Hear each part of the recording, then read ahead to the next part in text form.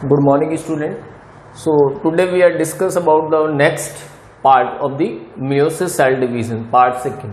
ठीक है. In last video generally we know that meiosis जो होता है बेटा, क्या बेटा, meiosis जो cell division था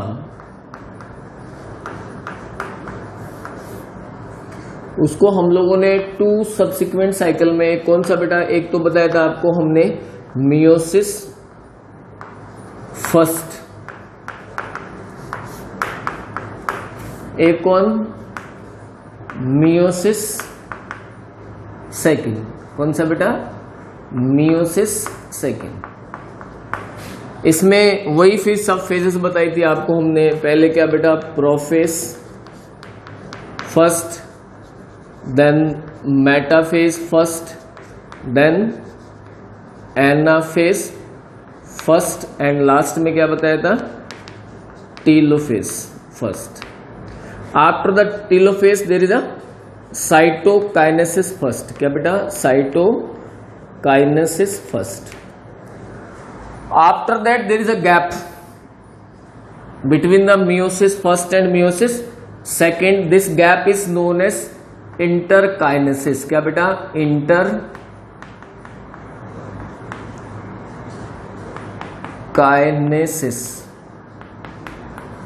क्या कहलाया वो, interkinesis. After the interkinesis then meiosis second, और इसमें कौन कौन हो जाएगा बेटा, there is prophase second, then metaphase second, then anaphase second and then telophase second and then cytokinesis, कौन सा बेटा, सेकेंड। ठीक है, तो हम लोगों ने जो स्टडी कर लिया वो कौन सा पार्ट कर लिया बेटा, हम लोग स्टडी कर लिया कौन सा, मियोसिस फर्स्ट। मियोसिस फर्स्ट में हम लोगों ने पढ़ा कि भाई जो प्रोफेज फर्स्ट होता है इट इज मच, जो जनरली अपन जब सेल साइकिल की बात करें तो उसमें 2 फेजेस होती हैं। एक तो क्या होता है बेटा, इंटरफेज होता है, और एक कौन सा होता है, एम फेज या फिर माइटोटिक फेज। इंटरफेज जो रहता है बेटा is similar to the mitosis, जैसे अपन ने माइटोसिस में पढ़ा, ठीक है, S1, S, G1, G2, correct. लेकिन अगर हम किसकी बात करें बेटा, एम फेज की बात करें, तो यहाँ पे जो माइटोटिक फेज है देयर आर 2 फेजेस, कौन कौन सा बेटा, meiosis first and meiosis second. Prophase first जो होता है वो स्लाइटली लॉन्गर होता है, किसमें, मियोसिस फर्स्ट में, as comparison to the meiosis second. Prophase first में हमने सब फेजेस करी, कौन कौन सी, leptotene, zygotene, pachytene, diplotene and then diakinesis. After that there is a metaphase. Metaphase में हमारे जो क्रोमोसोम्स थे वो कहां आ गए, लाइज ऑन इक्वेटर, कहां पे आ गए बेटा, इक्वेटर पे आ गए, बात बराबर है। देन एनाफेज, एनाफेज में हमने बताया एनाफेजिक मूवमेंट होता है। There are 2 type of the fibres, कौन कौन सा, intrazonal fibre and second one is the chromosomal fibre, बात बराबर है। क्रोमोसोमल फाइबर जो होते हैं उसमें शॉर्टनिंग होती है, इंट्राजोनल फाइबर में क्या होता है, उसमें एक्सपेंशन होता है। तो by the help of that there is a pulling and pushing occurs, correct, by which the chromosomes reaches towards the opposite pole, that is known as anaphasic movement. Now we are talking about the telophase. Telophase में क्या होता है बेटा, finally your chromosome जो होते हैं disappear, there जो उनका स्ट्रक्चर होता है वो क्या हो जाता है, डिसअपियर हो जाता है, they finally convert into the chromatin fibre, बात बराबर है। And the nuclear envelope comes towards the chromatin material and your nucleus divide into 2 parts, correct, in telophase. After that the cytokinesis occurs. The division of the nucleus is known as karyokinesis. When the nucleus divide into 2 parts, then the division in the cytoplasm, that is known as cytokinesis. Between, after the cytokinesis first, the start the meiosis second. The gap between the meiosis first and meiosis second, that is known as interkinesis. क्या कहलाया बेटा, interkinesis। यहाँ पे cell में किसी भी तरीके का डीएनए का रेप्लिकेशन नहीं होता है। Now we are talking about, अपने पास जो finally, if we are talking about the telophase के बाद साइटोकाइनेसिस लगाया तो मेरे पास 2 सेल आ गई आफ्टर द मियोसिस फर्स्ट। ये बेटा किसके बाद आया, ये आ गया मेरे पास मियोसिस फर्स्ट के बाद, ठीक है। एक सेल मेरे पास इधर आ गई,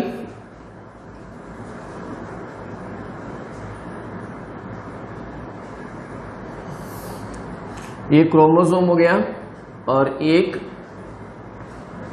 ये हो गया, ठीक है। सेम लाइक हियर,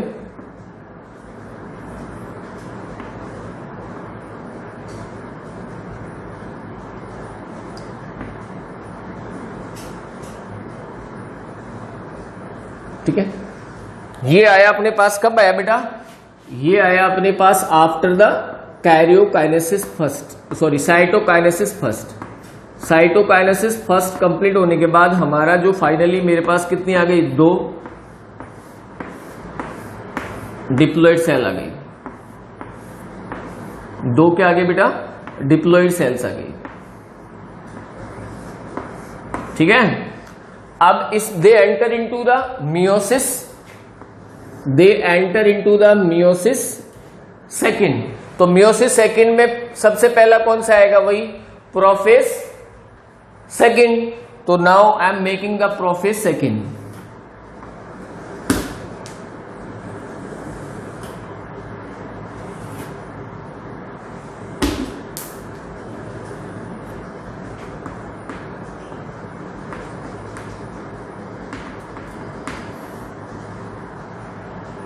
ठीक है।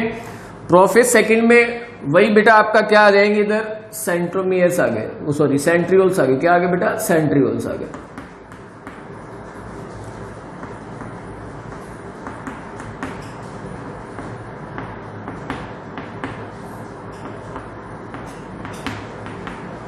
और ये आपके क्या है?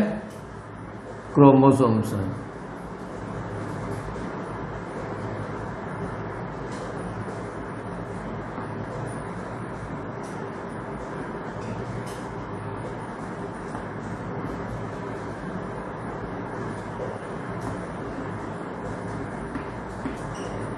ठीक। और ये इस तरीके से स्पिंडल फाइबर से क्या है? कनेक्टेड है, ठीक है भाई।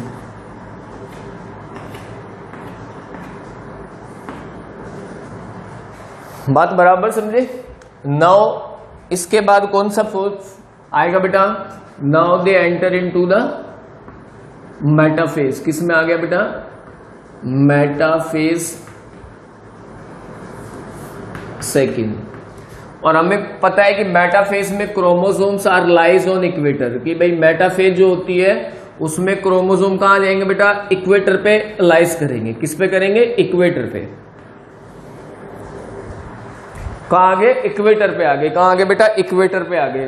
तो मैं अभी क्रोमोसोम बना रहा हूं और वो भी कहां बेटा? इक्वेटर पे। इक्वेटर का मतलब है there is a middle in the cell,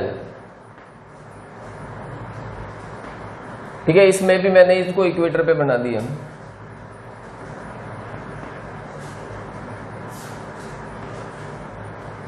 and there is अ, और यहां पे मैंने क्या बनाया बेटा? यहां पे मैंने सेंट्रियोल बना दिए। क्या बना दिया?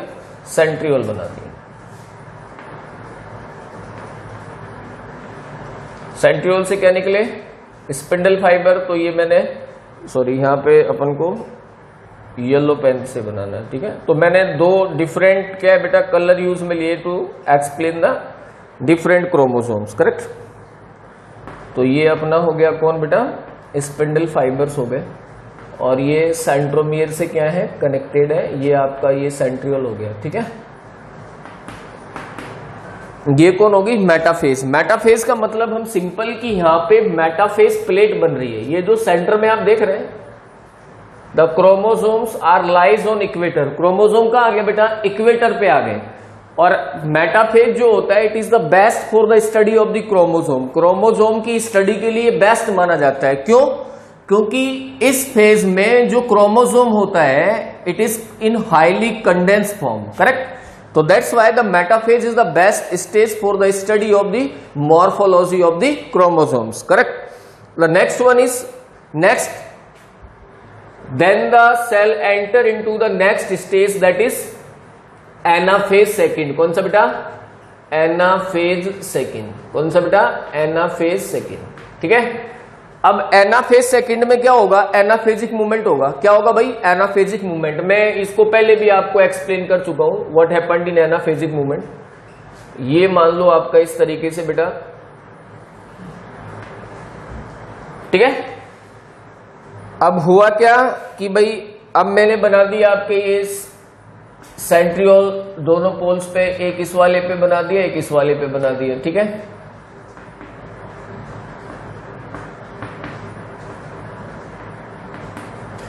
अब आपका जो क्रोमोसोम्स है वो क्या होंगे बेटा, moves towards the opposite pole. अब आपका क्रोमोसोम जो है वो अपोजिट पोल की तरफ क्या करेगा, मूव करेगा।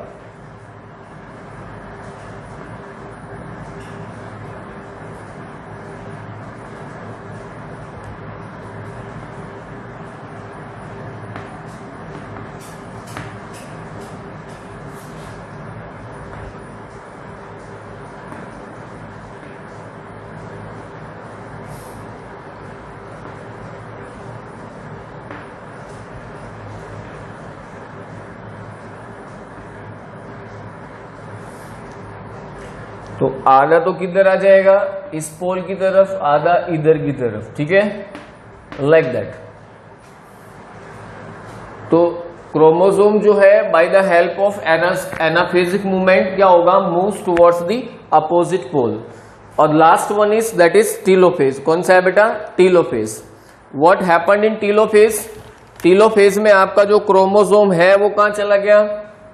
Suppose if we are talking about the telophase, next stage कौन सा है बेटा, टीलोफेज।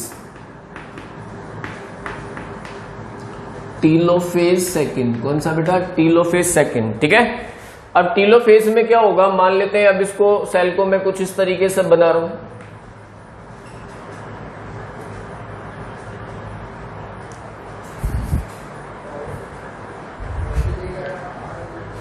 थोड़ा छोटा एक लेते हैं डायग्राम ताकि इधर आ जाए, आपको दिखे बराबर।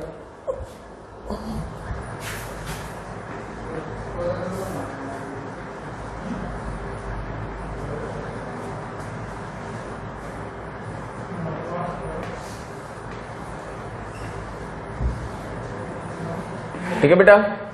अब ये आधे किधर चले गए, इधर चले गए, और आधे इस पोल की तरफ आ गए।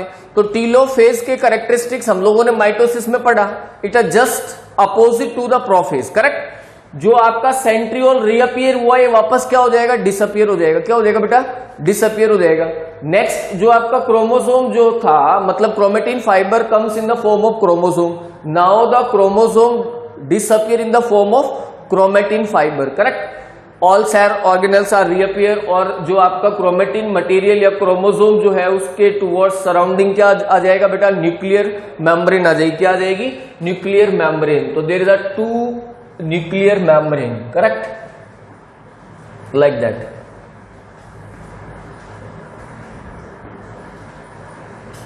ठीक।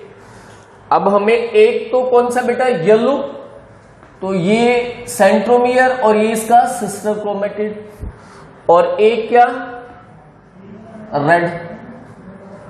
सेम हेयर,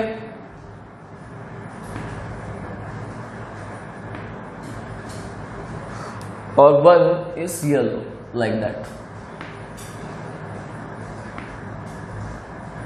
ठीक है। And finally there is a, अब क्या लगेगा इस पे, साइटोकाइनेसिस। क्या लगेगा, साइटोकाइनेसिस। तो साइटोकाइनेसिस, ये सेल जो है बेटा, इससे अपन को फाइनली कितनी, दो सेल मिलेंगी, कितना, 2 cells, 1 and 2, and here is also 2, correct. और इसमें भी वही सेम नंबर ऑफ क्रोमोसोम,